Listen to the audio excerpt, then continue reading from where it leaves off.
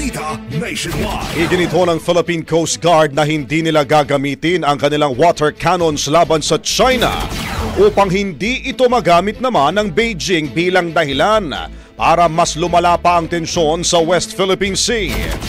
Ayon kay PCG spokesperson Commodore J. Tariela, mahalaga ang pagpapanatili ng moral high ground para ipakita sa mundo na China ang nambubuli sa Pilipinas.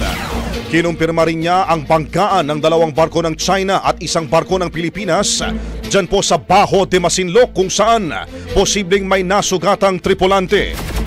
Nag-alok na umano ang PCG ng tulong medikal at handa rin anya silang umalalay para sa search and rescue ng mga posibleng naapektuhan ng insidente, ngunit wala ho silang natanggap na tugon mula sa China.